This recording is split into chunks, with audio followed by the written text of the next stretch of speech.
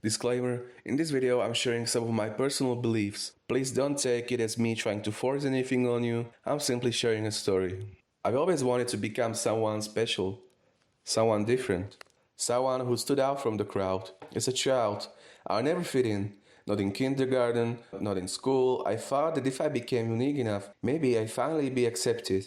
Maybe I'd finally feel truly liked. So I strived and strived against the universe, against the natural order of things, against life itself. Looking back, it's almost funny. When we compare ourselves to the earth or even the entire universe, we realize how small we are. Yes, we can choose to do right or wrong, to act with kindness or harm, but even those choices are shaped by our nature and experiences. Deep down, we already carry a moral compass. Sure, we might dream of walking the red carpet in Hollywood or of ending all suffering and injustice in the world, but the opportunities we get are never in our full control. They're given to us by the natural flow of life. And now I see why I was so depressed before, why I hated myself so much, why I felt unlucky and broken. I wasn't moving with that natural flow. I wanted to magically create my own path by force. But that's not how life works.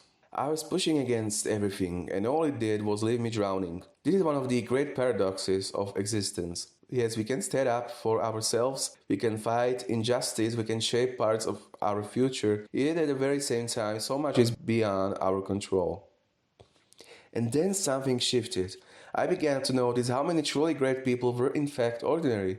Think about the firefighters who risk their lives daily, the rescuers who rush into danger when everyone else runs away, the nurses who comfort patients through the darkest nights, the teachers who guide countless young minds, the parents and neighbors who quietly care for those around them. Think of those who endured real struggles, suffering, illness, or tragedy, and still kept going. Think of those who worked tirelessly building homes, schools, hospitals, bridges, and the structures that make life possible. Think of farmers who feed entire communities, and workers whose labor often goes unseen but holds the world together. They may not be celebrated in history books, but their work and resilience ripple into generations. These lives are heroic, even if they seem ordinary. There is sacred dignity in a father who works long hours to give his children a better chance. There is holiness in a mother cooking meals after an exhausting day. There is quiet greatness in people who plant gardens, repair things, comfort others, and create stability in small but lasting ways. This is what makes being ordinary profoundly sacred.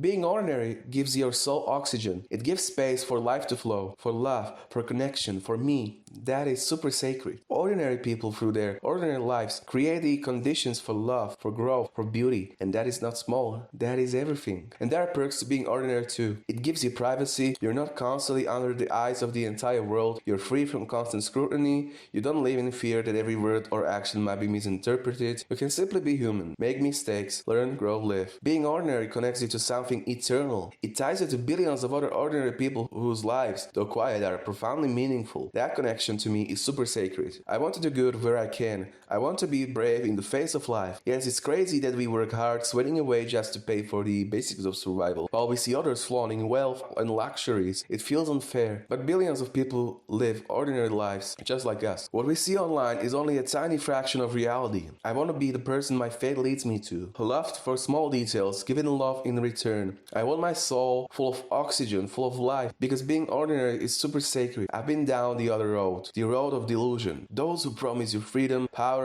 awakening, escape the matrix, become your own god, control everything. It feels powerful at first, but slowly it drains you. Depression creeps in. You feel trapped in invisible chains, isolation, exhaustion, and you think you're free when you're really a mouse chasing cheese. I've been there. I know what it's like to drown in that illusion. And now I say, I want truth. I want life itself. I want to be ordinary, because being ordinary is profoundly super sacred. It gives my soul oxygen. It allows me to live fully, to breathe, to connect, to love. Does that mean life becomes easy? No. I still struggle. I face hardships too personal to share. Maybe you face your own ones that feel unimaginable. But here's what I've learned. When you stop forcing, space opens. When you stop forcing relationships, space opens for genuine ones. When you stop trying to be a god, space opens for life to carry you. When you stop forcing your own path, space opens for fate to guide you. If this video gets 0 views, that's okay for me. Sharing these thoughts here is already a success, a note left in YouTube's library. Thank you for spending time with me. I'm not forcing anything. I'm just sharing what's on my mind and on my heart. If something resonates, feel free to explore more. If it all feels boring, that's fine too. Once again, thank you for your time, and maybe if fate allows, I'll see you in another video.